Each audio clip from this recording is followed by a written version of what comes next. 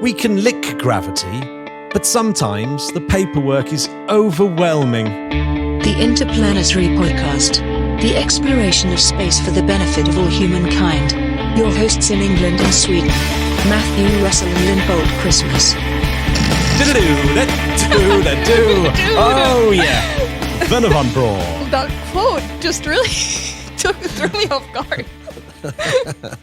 Yeah, well, I thought it was appropriate for rocket launching, and I guess we're going to talk a bit about that. The Interplanetary podcast, putting the ace back into space. Thank you very much to Justin Roberts and Drew Wright. Well, thank you so much, as ever, you two.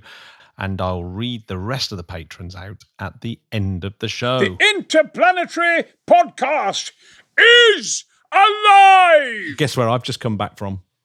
Oh my God, Matthew, where did you come back from? I just came back from Europe's spaceport in French Guiana. Oh my God. How was it? Please tell us everything. Oh my God, it was so good. It was so good. It was just brilliant. So for those who didn't see it, I was the commentator on the European Space Agency's feed, their TV feed for the launch, the inaugural launch of the Vega C rocket. How cool is that? It's the most amazing thing. How was it? When did you go there?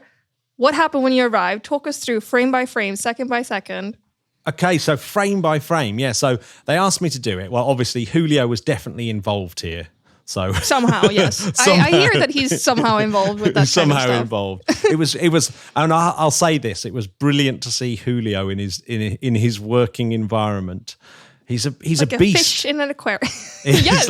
He's a beast in his very, very, very professional. And before I go on, I'll have to say that the team that I work with out there. So there was Kelsey, Elodie, Julio, my Italian twin brother Emilio, who was just it was an absolute separated at birth. We were separated at birth and then and spread across Europe, like the Parent Trap. Yeah. Yeah. And my co-host Dante Gali, who was helping on the English feed, and yes, Sheila, she did a great job. Amazing, and Sheila, who was over on the Italian feed, were just amazing. They were just such a cool bunch of people. So hold on, do you want to maybe first talk about what Vega C is? And I think most people probably know this. Yeah. So Vega C, yes, is the newest version of the Vega rocket. So European Space Agency kind of has 3 rockets that it's been launching up its payloads with. And when I say European Space Agency, it's complicated, and that's something you get a kind of feel for about like all the different players involved, like Ariane Space and Ariane Kness, Group and Ariane Kness and Avio, yeah. Yeah, exactly.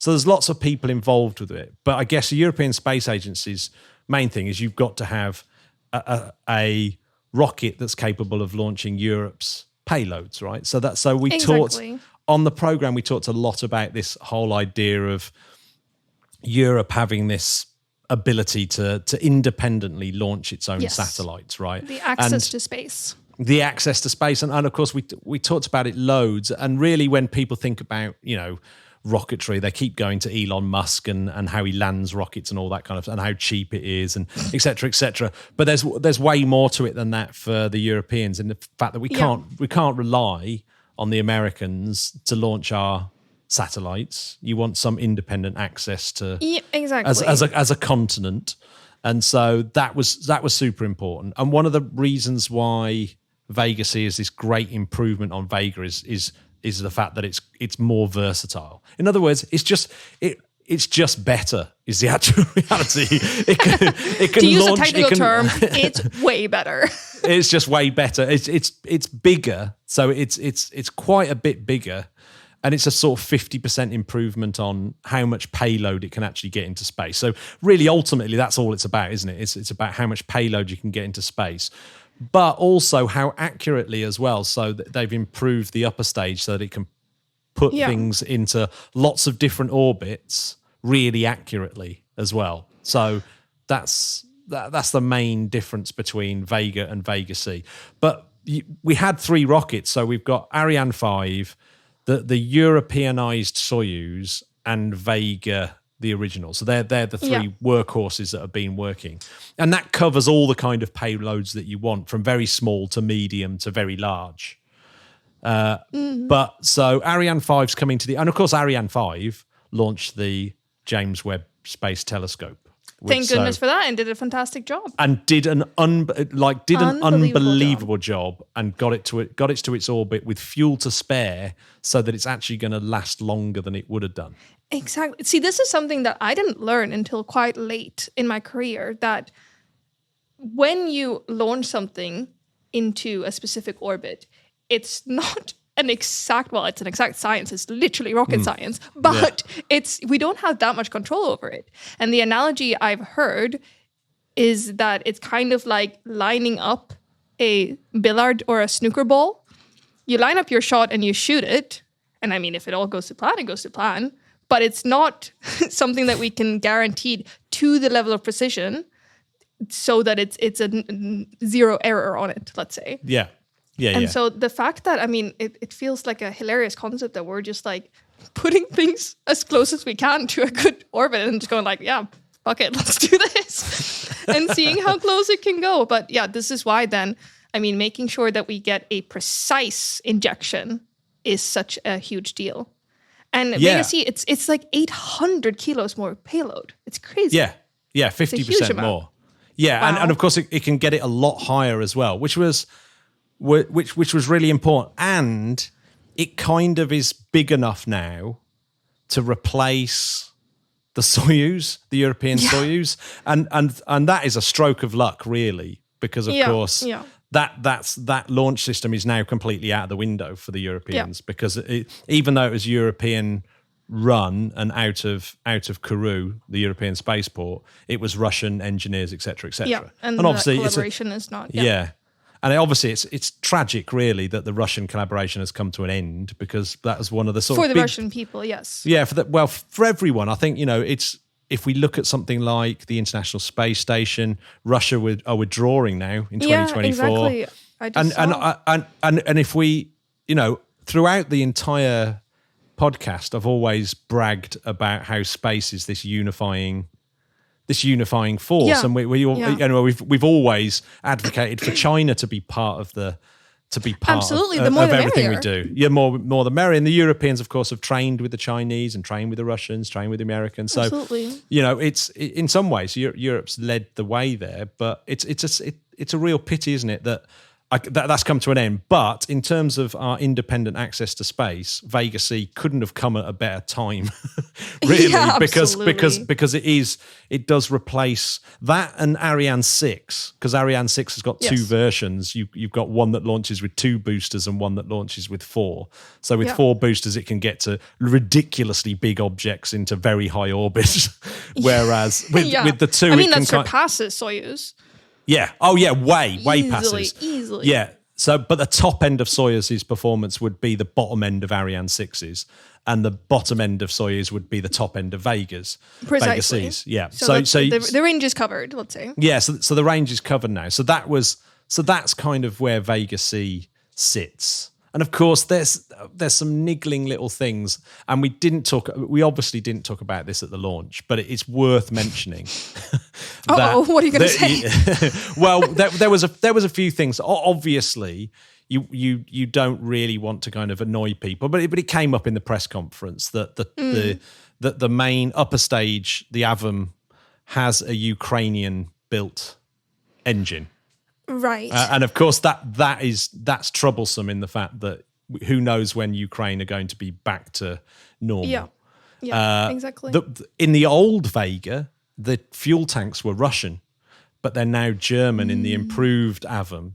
So that was a major win because right now that would be a very serious situation. So they'd already been moving in the right direction there in terms of getting it all under a European roof, and it really has involved way more European countries than before. So there was by a long shot, absolutely. So there's lots and lots of different countries that are involved. And like even Ireland, even Dublin, they make the telemetry system. And Sweden. And Sweden, Sweden. Yeah. Oh, yeah, Sweden. So So challenge. in fact, which bits to Sweden do? Where's your little if I flag? remember correctly, I think it is the payload Onboard adapter, computer. The onboard computer even. Oh, what's that? Yeah, the payload adapter, the vampire, The vampire, very badass. and the And onboard, and the onboard computer. That's pretty You're significant. welcome. Clearly, Yeah, I well- myself did it. It's kind of like when people have a football team and they're like, yeah, we did really well today, and they like insert themselves into the collective pronoun. Yeah, I think me did a really good job at the the onboard computer and payload adapter. Yeah, I believe it's 13 countries in total that took part in this one, which That's is more, amazing. which is more than before. And obviously, Yeah. it's got a much bigger payload fairing as well, which was And as always, sorry. I was just about to say, which was hilarious for this launch because the object going into space was tiny but very dense. Exactly. And so you've got this massive fairing and virtually nothing inside. It's something there's It was knuckling about. It's like when you order things on Amazon and you get this huge parcel and then It really was that. just It was. It really was the ridiculous, oversized box from Amazon, Yeah. and opening it up and finding. Well, it was like it's like finding a little tiny pea inside a Kinder Surprise egg. Yeah, One of those. exactly. Yeah, it was. But it was also- good. Also, for the number of countries that would contribute, I mean, I would also argue that actually every ESA member state is in a way involved because of all the staff and all the people that are involved as well, and they come from all kinds of different countries. And if you have ESA engineers who are working on this, then they can come from any of the member states. So it really, I think, even people from ESA member states that aren't immediately on the project, like, of course, we are all contributing, which is the nice thing about ESA, I think.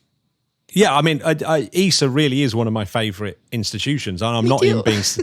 even being silly. It's not about, because it's outside of the EU. It's so obviously a lot of people, I think, may have thought that Britain had withdrawn when we withdrew from the EU, which of course is nonsense. We're still like one of the major kind of contributors. Yeah, absolutely. And Norway is on it in ESA. Yeah. Yeah. And even Canada has sort of loose Exactly. associations with And Europeans.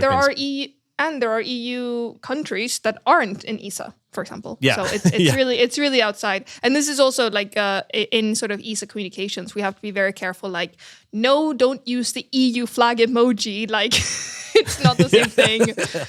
Oh my God, yes, that really is a big no. Yeah, I mean it's like I said at the beginning, it is quite complicated, the story of all the different people involved and all the companies involved as well. Because obviously one of the major companies involved with this in terms of building the thing and putting it all together and testing it is this company Avio, who are Italian. So really the Italians share the bulk of this of what's going on with this rocket. It really, you could call it an Italian rocket, but obviously there's lots of other countries involved in making it.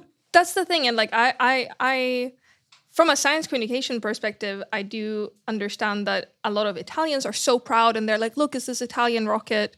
And I don't want to be like, well, actually, I think you'll find that 2.29%. Yeah, I get it. It's like culturally an Italian rocket, I was going to say.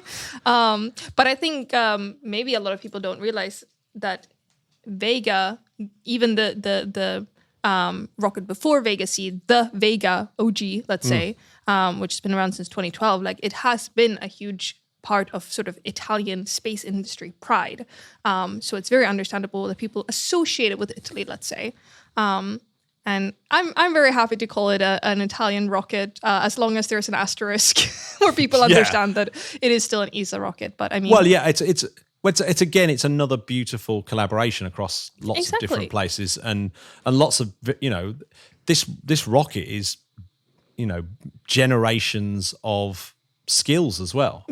Probably bits of it will go back ages and ages and ages back to other parts of when other projects, the other European projects that go back to Blue Streak and things like that, where it's like you're trying to do stuff. But yeah, it's a really great, it's a great project, and of course it's it's silly to talk of it in terms of being a competitor to Elon Musk because it's not that at all. Not the same market, really. Kind of. I mean, It is and No. it isn't. But I mean, the point of having European rockets, I've heard one of the few arguments that sort of gets under my skin are people taking the angle of, oh, well, Elon Musk is building really good rockets, so why does Europe even bother making rockets if they're not even reusable?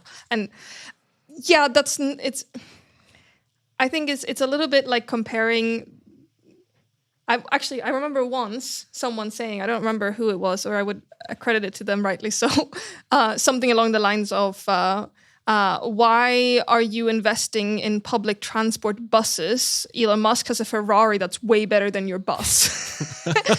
And I think the sort of sentiment behind it is that the European rockets that we have, a lot of their, I think a majority of their payloads are sort of science payloads and, Earth observation satellites, and a lot of these that sort of fill a purpose in the kind of things that we as well, if you're from a European member state, then what your taxpayer money is going to. And it fills a function that isn't just let's build cool big new rockets.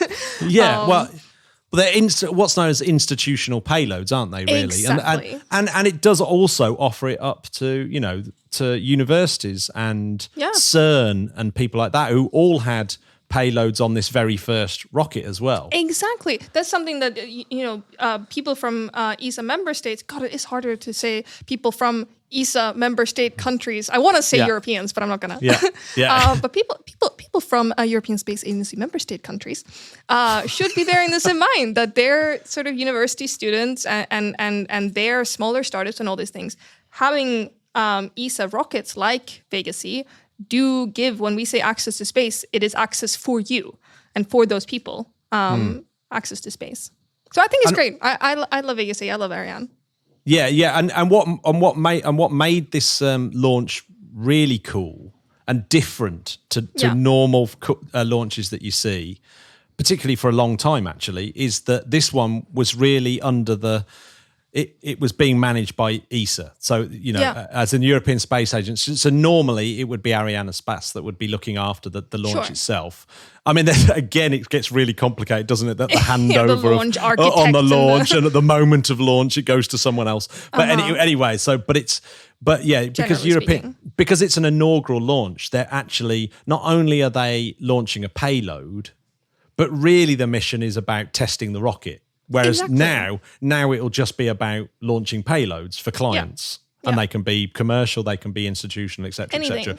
But this one was all about launching a rocket to see if the rocket worked. Yeah, so the rocket itself was a bit of the payload. Yeah, the rocket itself is the payload. Yeah, like how well is it going to perform all the way up? And of course, some bits had never flown before. So the P-120C, what was brilliant about that was that it was a double whammy. So we mentioned this. Dante Gali put it really well. It's the fact that it's part of the Ariane 6 as well. And so without even flying Ariane 6, parts of the Ariane 6 are already flight qualified. So it's like, we know that bit works now. Great. It's done. It's done.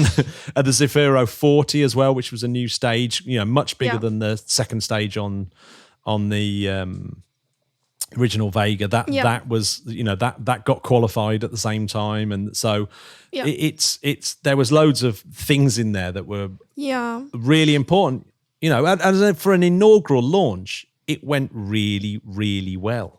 Were there any errors, any sort of mishaps or hiccups? I don't remember that there be. Well, this was interesting actually. We had a sort of discussion about. Do you, at the end of it, when the payload has been delivered, do you call it a nominal? That flight was nominal. We've had a successful mission. And it's like, you might not. The actual reality is, until you've got all the data down and you're pouring through the data, you might find something that you might go, actually, this really wasn't nominal. And that the flight computer or because the flight computer does loads of things as well. Like it would, if something's going wrong, the flight computer will try and the Swedish onboard computer. The Swedes, so clever. That the programming, whoever does the programming for it, the actual flight software, if things go out of kilter, it will still always try and complete the mission as best best it can. Little trooper. So like if a stage massively underperforms and you're way off target, it will still carry on going. And so we were Sounds unsure like it could whether go wrong. Yeah, well, exactly. Well, it's the flight. We were still unsure whether the flight director would call it an end of mission, which was one of those things where you'd be watching the screens and you think, I've got to say something because it's massively under the nominal curve. Yeah. But what if you say something, then what is that then going to? You got to be careful that you're not speculating as well. You can't, because you don't know whether it's the data coming down or the way that the data's being processed. There's lots of different reasons. Yeah. So you can't just sort of rattle off any old. Oh, it might be this. Probably this. Whatever. It's probably this. I really did have to. That was me going against my comfort zone. I love a bit of speculation, but it was. But it was so stressful. I'm glad that if I mess up my programming, it's like, oh no, this planet is a bit blurry. Yeah, I know. That's like the level. Planet emergencies don't happen that often. Yeah, well, it seems to me that like rockets, the most common one is an overflow. Where where one of the sensors gives too much information to the computer and doesn't know what to do with it, and it goes, oh no, and you get like litho breaking on Mars and rockets turning the wrong way. They're literally like little bombs exploding in a controlled manner. Yeah, it's pretty terrifying. It's like no, it is exploding, but in the right direction, so it's fine. Then we call it thrust. It's quite funny when I said I was going to French Guiana to do this launch, and people were saying who's going to be on board, and I suddenly realised like often the general public think that people fly the rocket. Yeah, it's just like the pilot. There's a pilot, and of course, good afternoon, ladies and gentlemen. Welcome to French Guiana Airlines. welcome to the Vega C. We'll be cruising at 20 times faster than a fighter jet. Yeah, at a lovely altitude of 250 kilometers. Oh yeah, well this one was like just shy of 5,000 kilometers. Oh, was it? What was it? 5,893 kilometers. Very high. That's too high, probably. What are airlines like? What, 12 or something? Nowhere near that. Not quite that high. I think the oxygen masks would drop at that point, probably. Yes, well, it's game over. Jet Wings engines would don't. Probably not. Jet work. engines definitely don't work at that end, at that height. But really. You couldn't even fly it with a joystick. You could not fly. So the avionics and the computer work very, very fast to make all the adjustments, and having to make adjustments continually to compensate for crosswinds and all those kind of things, et cetera, et cetera. So it's nothing really stops a rocket, like the high winds thing. So when you're watching, there's a weather warning. Yeah. And that the weather one that warning, keeps going red. It goes red occasionally. And they have to put up weather balloons. Yeah. And it takes some time for it to come back. And you've got this 2-hour window, and you've got to put up weather balloons. You've got to get the information The weather back. was good. Let's go. Let's go. And so but the reason why the crosswinds are important, the rocket will be fine. Like as in that would just zip through a crosswind. It doesn't matter, because it's it's going very fast. So a crosswind doesn't matter. Why that matters is if you have to blow the rocket up because it's going off course. Yeah. You don't want the crosswinds, the very high winds, to blow dangerous debris onto anywhere that might be bad, like a town or a... I also love that we also glossed over, like, if you have to blow it up. Yeah. Something like that happens. Well, yeah, there is a range safety officer who has his, hand on the button. I do not want that job. No, do you know what? It's really stressful because they've got to sit there and go, do I do it? And then because imagine if the telemetry's coming back and it's the way that the telemetry's being processed and not the actual telemetry, you might blow up a rocket that's performing perfectly well, which you don't want to do. Particularly if it's got James Webb on it. Yeah. I mean, literally, my heart can you just imagine hurt picturing that? No, I genuinely can't. I struggle to choose crisp flavors in the supermarket. Like that can take me a good 15 minutes. You might have to make the choice to press a button to blow up James Webb. I mean, Oh my God, based on a win. I'm so happy that launch is over.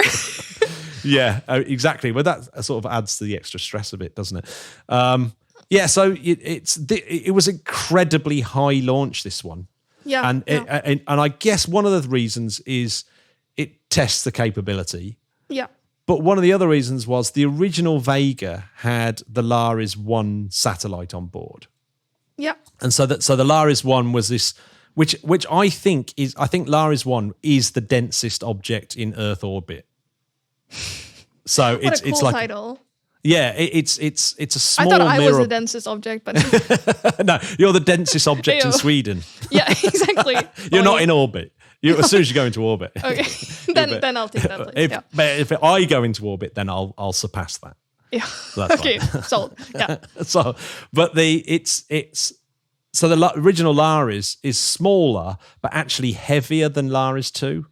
Wow. Okay. So Laris 2 is a bigger, slightly bigger kind of bit bigger than a beach ball, whereas Laris 1 was a bit smaller than a beach ball. But Laris 1 was like tiny. Quite a bit heavier, was like almost 400 kilograms, whereas Laris 2 is only 300 kilograms. That's still very heavy. 300 kilograms, a horse. Yeah. Like the weight of a horse packed down into a beach ball. So it's still very, very heavy. And it's to launch these objects into an unbelievably circular orbit. And the whole idea of these objects is to measure gravity, is to measure the effects of gravity. Yeah. So it can be done better at this much higher altitude. And because there's no electronics on board, you can put it into the Van Allen belts. So it doesn't matter. So you're putting this satellite into very, very high orbit.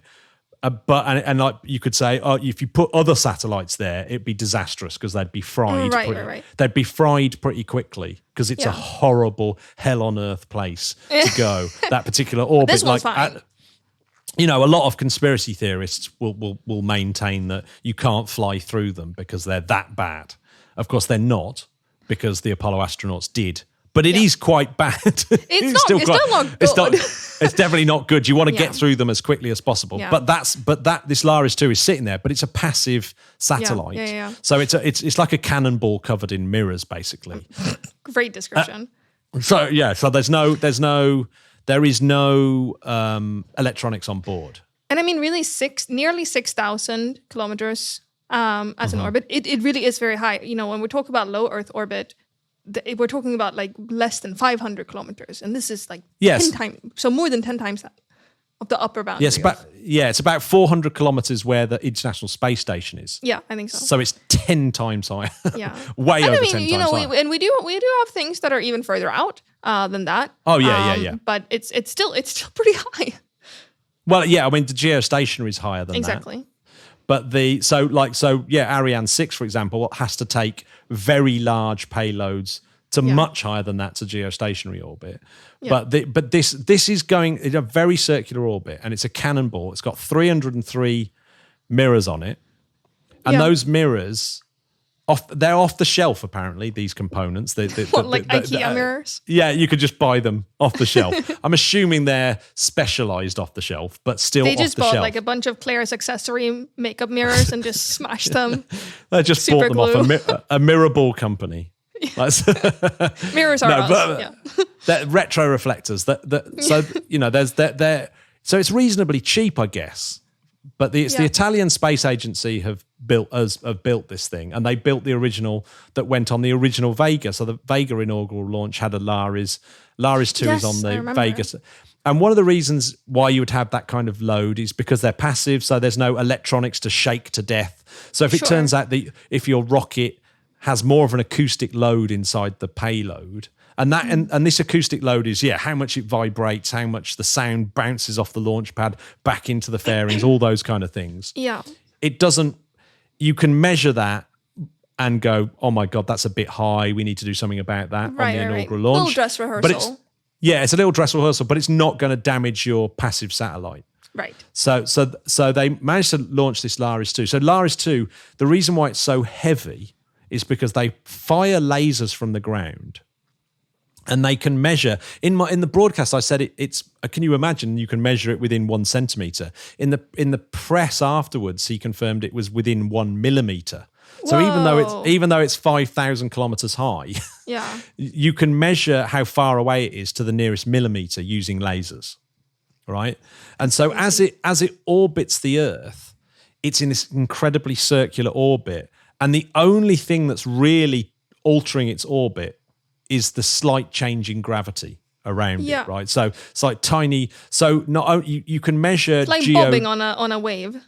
Yeah, exactly. So it's going around bobbing on a wave. And so one thing you can look at is kind of the unevenness of Earth's gravity for a start off. So you can look at that. And by the way, not only is it very high, out the way of any other satellites, really, it's also a weird inclination as well. So it's not quite sun synchronous. It's not really anything. But and therefore it's also out of the way of others. Yeah. So it's living its best life. Nothing really in the way of it. It's not so it's not being perturbed by anything.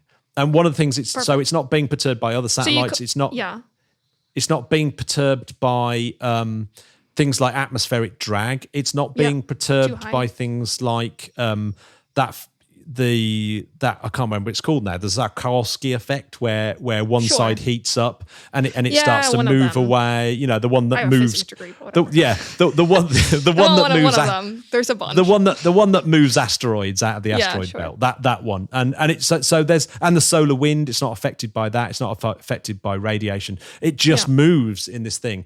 And the reason why you need it to be so accurate is because it's measuring this thing called frame dragging, which is part of what Einstein predicted in general relativity. And it's basically the Earth causes a gravitational field, and that field is static. But the thing causing it, the Earth, isn't static, so it's moving around within its own static gravitational field. And the whole plate is moving. And so the frame of reference is almost being dragged around as the Earth spins.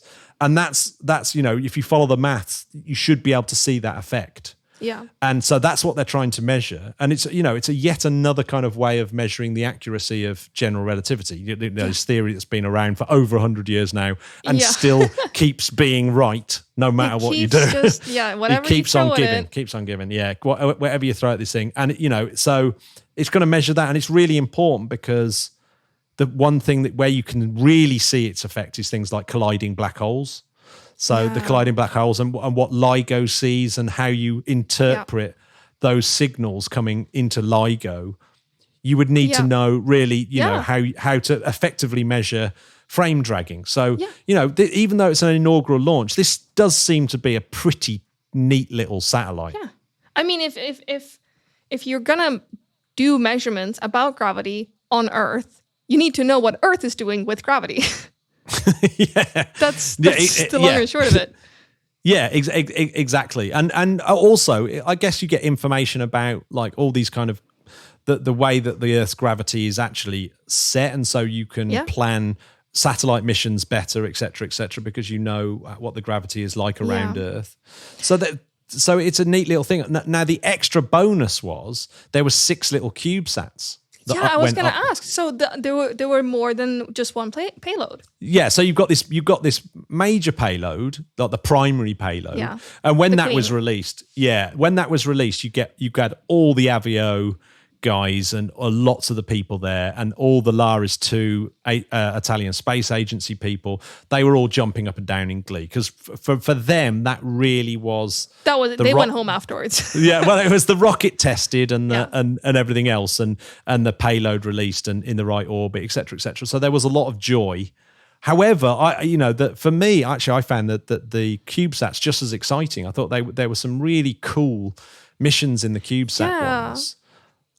And the way that they chose those missions, they sort of said, who wants to put a CubeSat on this inaugural launch? Yeah. And it's like, we're going to the Van Allen belt, so this is going to be hideous hellhole radiation.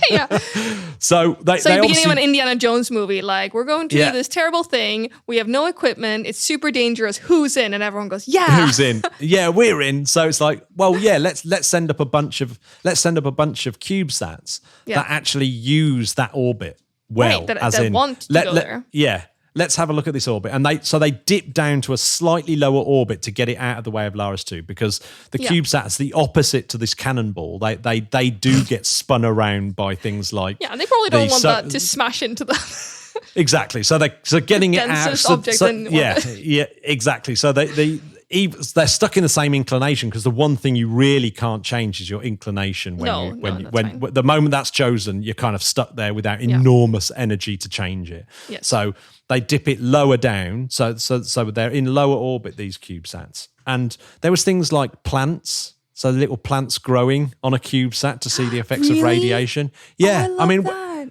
Yeah, and there was consumer electronics to see how long, certain chips will last in radiation. So those were the sort of, payloads that were going into this radiation hellhole. So again, a bunch of CubeSats flown by, people like yourself, postgrads at researchers researchers at universities who, I cannot think of anything cooler than watching the telly and seeing like a few years of research being launched by a rocket into space and actually seeing your payload go into space. I genuinely think that's super cool. That you look up at the night sky and go, somewhere up there, insanely high is my little CubeSat, and here's the little signal that it's sending back down to me. And so here's cute. the experiment. It is super cute. Did you get super emotional? Cool. Did you get emotional during the launch? Oh, absolutely. Do you know what was really good about it? And I have to say, it was a real personal experience for me. In fact, when I first started there, because I had to do a week of rehearsals. Yeah, wow. They worked us to the bone. It was hard work. It was really hard work. Towards the end, it was like Morse code blinking SOS. Yeah, So we started early and we finished late. Yeah. And we partied hard. It was really great. They was honestly such a great lot of people to work for. Really, really talented, really hardworking, really kind of on it. None of us had any sort of crosswords. We all got on with it. They were super nurturing and nice to me. Because when I started, I was terrible. But by the time, but once I'd got caught up in the excitement of it, I started to be much. I thought I was getting much better. I thought you did a great job. Do you know what? I actually, I felt like I got through it and did a good job. And it was like when I first started, I was thinking, oh my God, I'm going to be terrible. This is going to be terrible. Let me go home. Because Emilio was such a pro. Like that guy is like, he's like a real pro at doing that kind of stuff. And I could hear him in the other commentary booth. I was going, oh my God, I'm going to be terrible. But during the launch, obviously I had Dante next to me and Sheila was in the other box. And of course, they're connected to the project. Yeah, Sheila's an actual engineer on the rocket, and Dante is the head of the Space Rider program. So he's like, he's totally. He was there at Vega, cried at Vega when it was launched, because he's part of that team. And he was in the commentary box with me. You could really feel the emotion, and the fact that do you know? Here's a fact that was odd: was Vega has never had a during the countdown, has never had a pause in the countdown. Really? And so so this was the first time that had happened, and like it was like, oh no. And I tell you personally, I was going, this is a nightmare, because I've obviously taken time off work, and actually. And actually, I couldn't afford it not to be like launched Today, then and then. I was thinking, oh my God, if I have to phone up my boss and say I've got to stay in South America for another week, I'm doomed. You won't have a job to go back to. So I went down to the flight director and said, this has got to fly, whether it's. And then the flight director was like, fair enough. Okay, I'll give you a green light. Matt, he actually went round to everyone and said, Matt needs to go home, so we're going to get this off the ground regardless. Yeah. So there was two holds on it, and so we got right to the wire with the final part of the launch window, which was 13 minutes past 13 on the 13th. Lucky 13. And lucky 13 for Italians. For the British, 13 is a terribly unlucky number. For the Italians, apparently, it's lucky. Oh, okay. Well, there you go. Then that's why it worked. And that's why it worked. So it was problem. 13. It was 13 eventually. UTC, I'll point that out. Not local UTC, time. yeah. How was it arriving there? Like the experience, did you did you get to see some of the other things on the spaceport? Like, did you get to do some sightseeing, let's say? Do you know what? I went there 4 years ago, almost exactly to the day, to see the P120 being tested. Oh, the firing test. Oh, God, the firing test. test. How long ago it was? Goodness gracious! Yeah. I remember that. So that was 4 years ago, and I went there, but it happened a week after I was there, so I didn't get to see that. But I did get a sort of guided tour of all the facilities, and I wrote an article for Spaceflight magazine, and and talked about it on the podcast as well. So yeah, that was absolutely amazing. I got to go to the Vega C launch pad while the rocket was in the mobile gantry. Didn't get to go inside the mobile gantry. Did you get to touch it? If only. Sheila did. So I went with Sheila, and Sheila went in, and you see her touching the fairing as part of the introduction. That was so, but we weren't allowed in. So me and Emilio sort of just stood outside. But it's the classic. You're only allowed like sort of 10 to 20 people on site, because if it does blow up, you're all goners. But they want to minimize the amount of death. So they want to minimize the amount of death. Yeah. So there's always a maximum amount of people that's ever allowed at any one site at the spaceport. I guess that is a good idea, but I can't. It doesn't feel like a good idea because it's making me think about people dying. So I don't know how to feel about that. Well, I mean, I think the risk is like very, very low. But Has what it was ever funny happened? is, I think no. So it has. Well, there was a South American one, wasn't there? There was a terrible.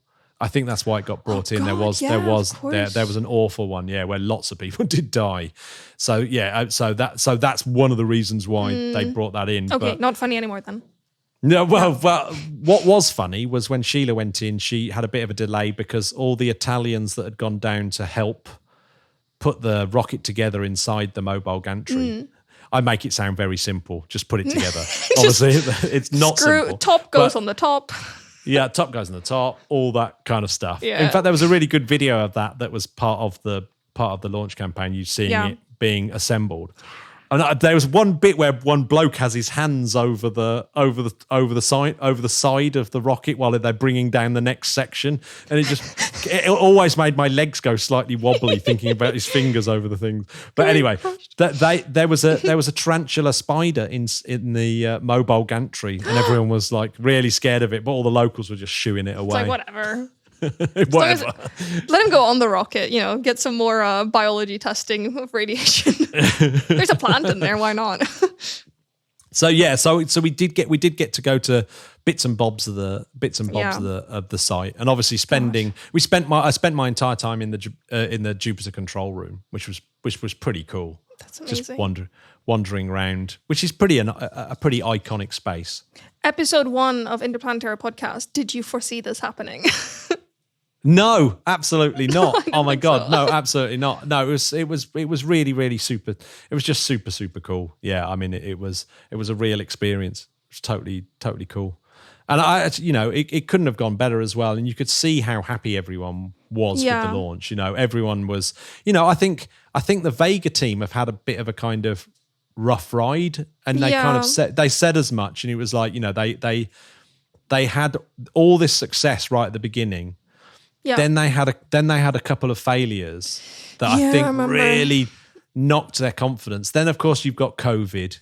Of course, it's been about 2 years. Yeah, which has delayed everything, and it's like I think for them it felt really, really amazing. It was like the end of a European football match in there. Inside the fishbowl, it was absolutely crazy. Like everyone was going mental, jumping up and down, doing a duh, duh, duh, duh, duh, duh, duh, and like jumping up and down. It was really, really like and it was really emotional. And it was, I have to say, I was so buzzed while it was all going on. It was because I thought I was going to be absolutely terrified, like just totally. Yeah. Like, oh my God, I'm terrified. But yeah, I was completely taken over. Adrenaline's a hell of a drug, It was absolutely fantastic. And this is the thing with the space industry, even as a whole. I mean, it's really high risk, high reward on most of these projects because you invest years into them without ever seeing a glimpse of payoff and then it all comes crashing down, up. It all launches at once, you know, and that's why it's such a huge emotional thing. I mean, imagine having dedicated sometimes entire careers to something to then see it actually happen or not happen. It's emotional either way, right? Oh no, absolutely, and the emotion, you know, the emotions were really, really high as well. Like anyone involved in the project, one of the funny ones, we obviously talked about what would happen if there was a failure on the launch pad and all those sort of things. Will and testament. And Sheila could barely cope with it. She just couldn't. She couldn't even. Don't talk about it. She just don't even talk. Just don't even talk about it. It's like, but we've got to talk about it. Yeah. What? And there's me going, it'd be really fun if it blows up on the launch pad, and everyone's looking at me. No, I never said that. I never said that. You just thought it. I just thought. No, I really was dreading something horrible happening because obviously it puts a massive downer on the whole thing. I definitely wanted to be part of something that was successful and just awesome. So I think a disproportionate amount of time. I spend a disproportionate amount of time thinking about the Ariane 5 maiden flight that failed. Was it 96? Just that must have been so depressing. Noises. I don't have words. I'm just Yeah, I know, absolutely. It must be. I mean, my heart really does go out to anyone who's on a space project and it blows up on the launch pad. But of course, that is going to happen. Yeah, that happens. Or really any failure at any point from start to finish. Yeah, no, absolutely. And of course, you get really odd ones like very expensive space telescopes that suddenly lose a reactor wheel and then so weird they're finished, when that happens. Or they try and correct and then the software's the wrong way. A software update has somehow put it that they're correcting exactly in the opposite direction to which they should be correcting, and then it just tumbles and smashes itself to pieces. All of the space is hard. It's definitely a hard thing, but what is amazing is just how much our lives are completely entwined with it. We've talked about it loads on the podcast, but this is a classic example that the Europeans launch a lot of Earth observation satellites from the European spaceport, and they are incredibly important in terms of understanding global warming, climate change, helping farmers get the best out of their crops. Yeah, flood alerts. Helping in disaster relief, helping in things like, making sure that the planet is being run properly, And forest fires is usually relevant during climate change heat waves. It's almost annoying because I think a lot of people sort of perceive the rocket industry as somehow being it's a rich man's game, or it's a waste of time, and it's like it really isn't. It's absolutely. We might not even know about global warming if it wasn't for our fleet of space telescopes, right? We're not sending up empty rockets. The rockets have things in them. I think a lot of people do watch rockets for rockets' sake. Yeah, but really, the only thing they're about is getting a payload into space. When you see something like the Vega C when it was there, and it's a small rocket, but it's still massive. It's still pretty big. it's still pretty big. It's 35 nearly meters, 34.8. The best analogy for that, if you're trying to think of it, is the top of the Statue of Liberty's head down to her toes is the same height, and it's the same weight. Oh God! So it's like, and it flies. And it flies, and like most of that flying is of course to carry its own weight. The horribleness of the rocket equation, and you're just getting this beach ball sized object into space. It's an incredible achievement to do that. But I think sometimes people don't realise that even though we live in the modern world, the physics hasn't changed. The rocket equation is still the rocket equation. No, that's it. We've been going to space for less than 100 years. We have not been to space for a very long time. We're still babies in learning how to do it. I think progress in space is slower than, say, progress with the internet or mobile phones or anything digital. So it can be frustrating, I think. Yeah. Because it's just so hard. It's so hard to do. You have to build an entirely new rocket to get a cannonball slightly further up in orbit. Sounds to do stupid when you science. put it that way. Yeah, well, you Why know, are we it just doing those? you can understand why there's a degree of skepticism in the public, but these things are like massively important. Couldn't. If we talk about like comparing progress in let's say digital communications, but we use satellites to do those things. So I mean, like how fast would progress be without the internet? Well, yeah. Well, a classic example, of course, is global positioning. Exactly. And the Europeans have their own Galileo system launched by these European Space Agency rockets. Thank you very much, European Space Agency. So you know it, and so we have our own independent global positioning system that enables us to do stuff. So it's not just the progress of how good we are at doing space stuff, but it's also how much the space stuff allows us to do progress in all kinds of fields. Yeah. Well, there'd be no good. I mean, imagine life without Google Maps now.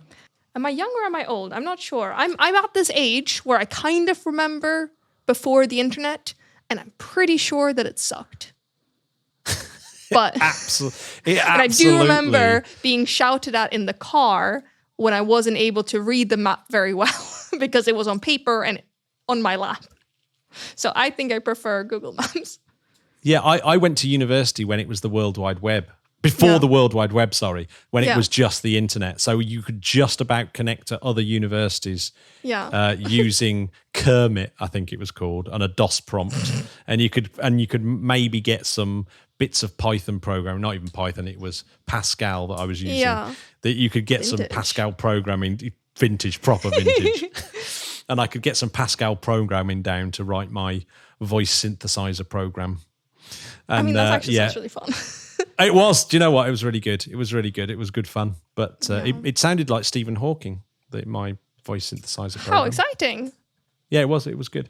But yeah, so I did that before the World Wide Web. The World Wide Web, search engines.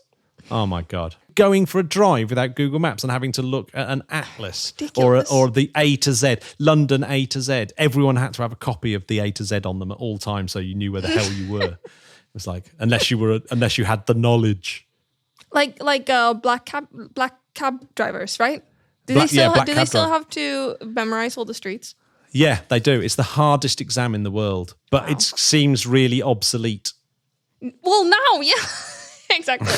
it seems really like, why do they have to do it? And they insist that they do it without the sat nav. It's like, but the sat nav gives you traffic information as well. It's not just don't get me started. Anyway, it was an amazing experience, and there's loads about Vega C online. I'm not going to bore people with it. It was genius.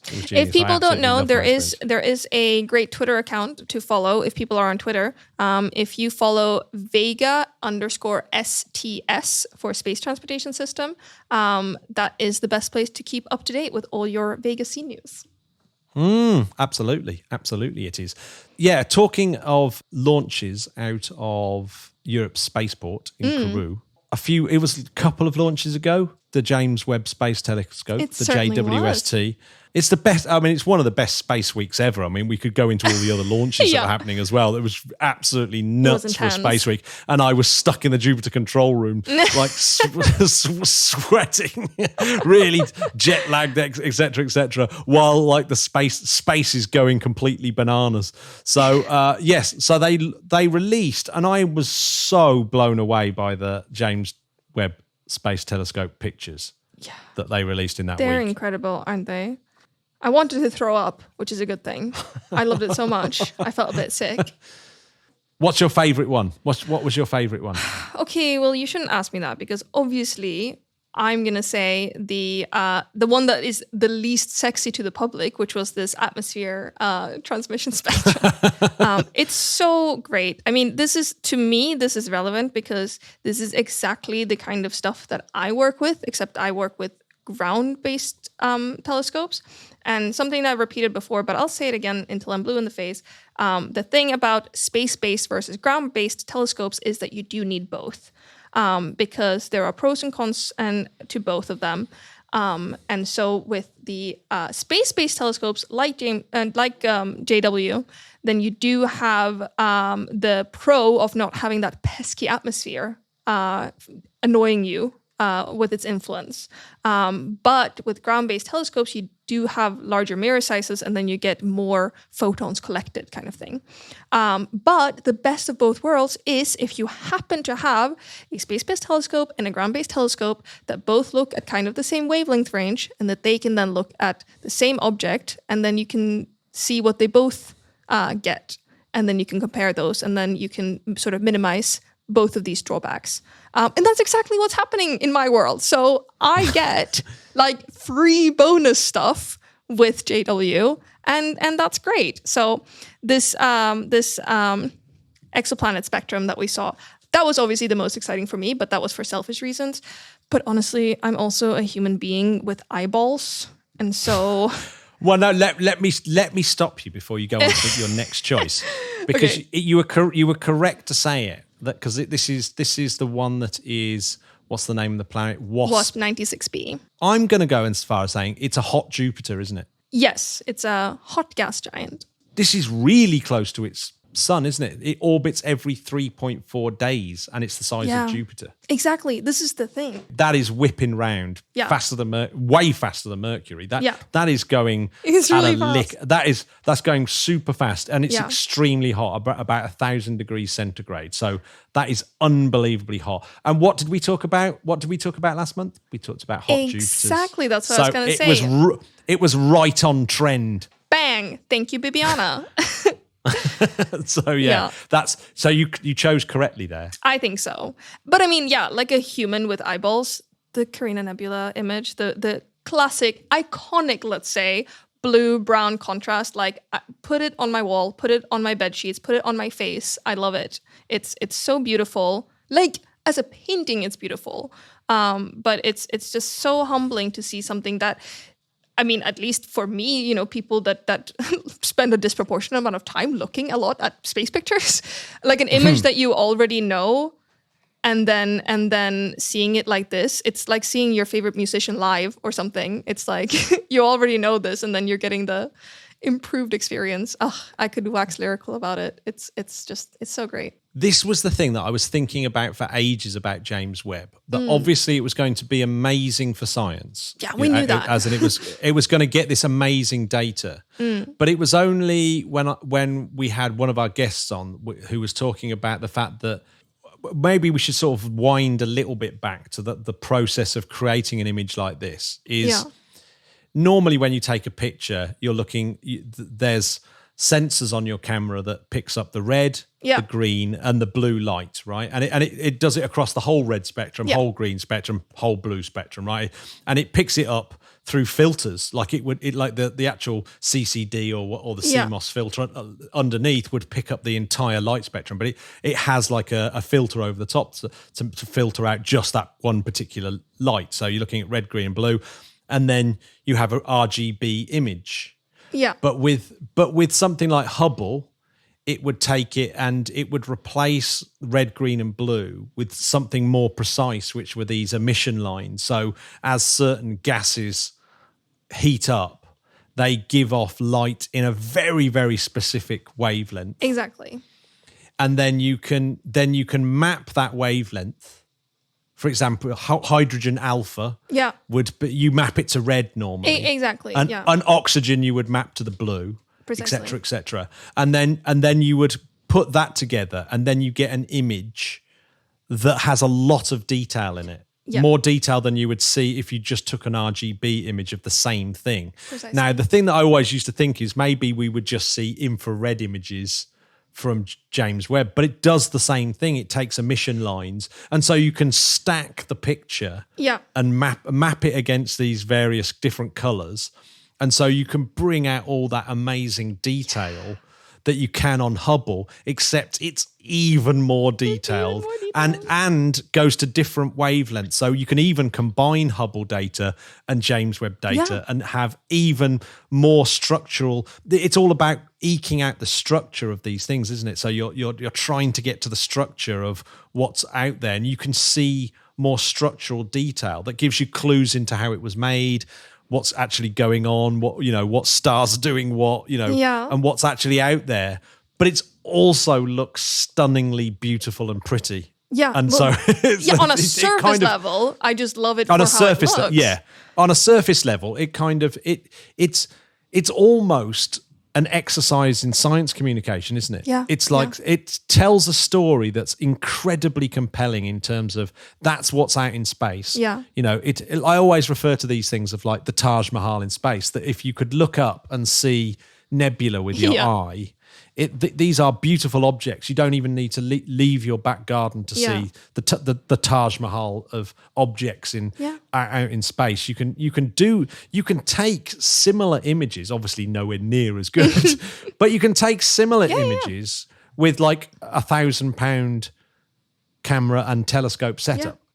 Less than that, yeah. It's if you've got £1,000, you can take stunning images of nebulas, and obviously James Webb, Hubble takes it one step further, and James Webb has taken it even one step further. Bit more than £1,000, yeah. Yeah, a bit more, 15 billion. Yeah, it's quite plus minus, plus or minus. Yeah, but I think it is. I think it's really important that science communication is there. That it's not just like you said. It would be quite hard to sell the 15 billion on your little graph on my of atmosphere composition. My little graph. But that is what it boils down to. That's 100% it, and I assume that is why they intelligently, I may add, released this range of images. The first images was actually a handful of images that really showed off its ability, because then the people like me can get very excited about the science that's upcoming, like the boring graph stuff. But also there's these gorgeous images that can really dazzle you, just even visually. I mean, it's a big cloud. We have clouds on Earth. People know how smoke travels. They have like an implicit sort of understanding of what might it feel like to touch it? Like you can see it and relate to it in a way, Funny you should say that, but I my personal experience with taking pictures of nebulas using, astrophotography with my telescope and stuff was I would eke out the detail in these nebulas by, taking very long exposures and doing that thing. I would have hydrogen alpha filters. I'd do the same thing as Hubble and use the Hubble palette. Yep. And I wonder if there'll be a thing called the James Webb palette as well, where they find a way of making these pictures look as beautiful as possible. Yeah. But the one thing that it gave me was a real appreciation for clouds. I would actually start looking at clouds and seeing how they move and form, and actually be like a bit like staring into a fire sometimes, where you look into a fire and you're just transfixed by it. I'd get that with clouds. God, that's so funny, because I feel like that's been for me as well. I think as I've gotten older, I've gotten a new interest in clouds. What a weird hobby, but cloud gazing, cloud spotting. Meteorologists looking at clouds, it must be really fascinating seeing them form and stuff. But I guess for cosmologists, it's the same here, right? Well, this is the thing. So for my third choice, it would be this deep field, and I'll say something about that as well. But I do think that the reason that the exoplanet one, it's like my firstborn, I have to say. Of course, I love that the most because it's relevant to my work. But that's a boring side note. As a human citizen who likes space, I'm really obsessed with this nebula image, just because I do think that this detailed nebula type images, I mean broadly, not just this one, that has always been a really good way of showing space to people who may not have a prior interest in space. Just because like dots on the sky, like, yes, it's a star and it's very fascinating that it's exploding however many times a second, let's say. But this like the sort of seductiveness of a smoky, cloudy sort of gas thing, people, I don't know, I think people do have a sort of association with that is closer to everyday experiences. Am I making sense? Maybe I'm just rambling. No, I totally agree with that.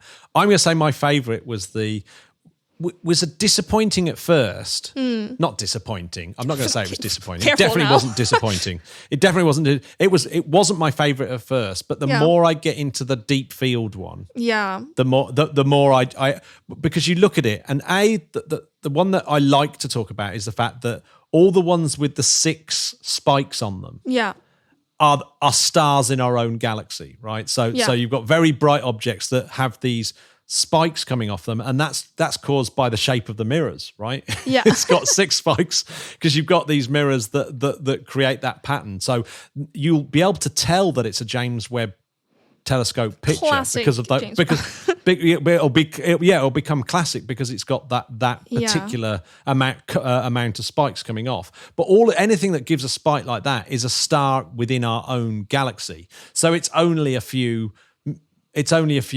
light years away, hundreds or thousands of light years. But then everything else is millions or billions of light years away. And then you sort of look at some of that stuff. But what's really brilliant about it is how much gravitational lensing is going on. Basically you see lots of galaxies. And remember, each of those galaxies is billions of stars in each one. Just billions hundreds of billions in each one. And you're looking at them. And then you look deeper and deeper. And then there's these ones that are all stretched out. And that's because they're being bent around all the gravity that's in front of it. Exactly. And being lensed in a bizarre way. And so you get all these weird streaks that look like photographic artifacts, but they're not at all. They're actual gravitational lenses. They are crazy. real from massive objects between us and the object that's being measured. It's just ludicrous. ludicrous. And then you get very tiny red dots that when you zoom in are galaxies that are 13 billion years old. My Twitter feed has been going crazy over these. Yeah. And they've managed to measure the spectrum of those the spectrum of light from those galaxies. So they know what they're made of. 13.3 billion years. And that's already stuff that's coming off James Webb Telescope. It's hasn't been up. Yeah, exactly. This was like Been working a few weeks, and it's already pouring out this stuff. It's, I mean, if I was a cosmologist right God. now, I would be. I'm only losing my mind at like 75%, but I would be 110%. I saw a really good analogy for these really, really old galaxies. It was. Hold on, I'm actually gonna get the name of the person who said it just to properly credit them. I saw a tweet by someone who's called Juan Carlos Munoz, who is ESO, the media officer for ESO, the European Southern Observatory. And they made a really good comparison that I hadn't heard before that I'm 100% stealing. And he pointed out this thing where we say we're looking back in time when we're looking at these really old galaxies, right? But he pointed out that if you've ever seen a picture of, say, one of your grandparents when they were young, then it's not a photo of an old person, right? It's an old photo of a young person, right? You're not looking back in time. You're just seeing a picture that was taken long ago, or in this case, light from a long time ago, showing a young person as they were at that point. And so an image of a very distant galaxy, it's not showing an old galaxy, but it's just old light coming from a young galaxy. I thought that was a really good way of putting it. I had never thought of it that way, but it is true. And so these really old ones, all these really old galaxies, we're only just getting breaking news, black and white photos of your grandma sort of in the post. If you think about the technology that's involved here, with the fact that you've got this heat shield on there, the thing's cryogenically cooled down, you've got this enormous mirror, you've got these hypersensitive sensors. Yeah. And it's looking at an object that's 13.3 billion light years away. Yeah. I mean, that's so many miles, you can't even write it down. I couldn't even say it because it's preposterous. Yeah, the distance is astronomical, quite literally. It's so far away. But the crazy thing is, like, James Webb is seeing in heat. It's essentially seeing in heat energy, isn't it? And so What James Webb is actually feeling is the heat from that galaxy. Yeah. It's like going near a radiator and holding your hands near the radiator and feeling the heat coming off the radiator a little bit away from the radiator. James Webb is actually is feeling that heat off that galaxy. God, it's so stupid when you think about it. Yeah, and so this little photon has travelled for 13.3 billion years. Yeah. And it's travelled, it's not hit anything. It's not hit anything all the way until it's hit the mirror of James Webb Space Telescope and was registered there. And enough of those have hit. Like that's it. That's happened for millions of those photons. And James Webb has been able to sort of see a picture of it in enough detail to kind of say, yeah, it's made of this amount of oxygen, this amount of carbon. And it's just bonkers. Are we allowed to do this? Like as humans? I feel like this should be illegal or something. I feel like we're too good. Was this ever part of the plan? I have to say that has to go down as something that as a human race we should be unbelievably proud of ourselves. Absolutely. Let's face it, dolphins, however ace they are, they have not done this. They've just not done this. Where are your thumbs, guys? Yeah, and neither have octopuses and neither have crows None or of chimps. them. They're all very good animals, and cats have not even come close. They haven't even tried. They haven't even tried. Yeah. They haven't even tried to do that. So we've got rockets that get the James Webb there in the first place. Yeah. Blooming difficult. And then you've got building James Webb. Then you've got the scientists and the data analysis and the statisticians and the international team of scientists who actually look at that data. Then you've got the people that make these beautiful images. Then you've got the people in the press who get those images out to people and explain them, et cetera, et cetera. The human race is amazing. And international collaboration is amazing. And that's the only way you can do something like that. So many nations involved in that. It's just ridiculous. Just that one picture. I love us. I love humans. Yeah. What a great note to end on. It is a great note to end on. Thanks very much for joining me again, Lynn. Sorry to have bothered on about my amazing experience in Kourou. Oh, no, I hated hearing about something that I'm deeply passionate and interested in. Please never do it again. Right, it just leaves me to thank the patrons. It's Paul Hilton, Bob Hodges, Bob Moore, Malta Keisling, Alden Vala, Rob Annabelle, Mark Schoen, Marissa Davis, Nicholas Gillenstein, Ben Guthrie, Ronald Hatcher, Neil Hansen, Tyrrell McAllister, Tupper Hyde, Jacob Economy, Jean Watchtanik, Mark Huber, Kenton Hokanson, Seth Haberline, Adam French, Jim King, Steve Croucher, and Mark Kelly. Thank you very much. This would be impossible without you, and thanks to all the other patrons out there as well who make this show possible. You are legends and spodcats. You're listening to the Interplanetary podcast, putting the ace back into space. What are you up to, Lynn, this month? So this month, I've just come back from doing some conferences in person. Very exciting. Where I was presenting some of my work. And now it's summer, which for academics means like setting yourself a huge to-do list and being like, oh, well, it's summer. I have so much time. I'm going to do all these things. And then suddenly it's July or August and you're like, oh, never mind. I did none of those things. And then term starts and the roller coaster starts again. My term hasn't even ended and then it will start again. I know. Yeah. Hopefully I'll have some exciting news coming up over the next few months. We'll see. We'll see. Exciting. Right. That's it. I'm going to leave the Spodcats. Bye. Goodbye.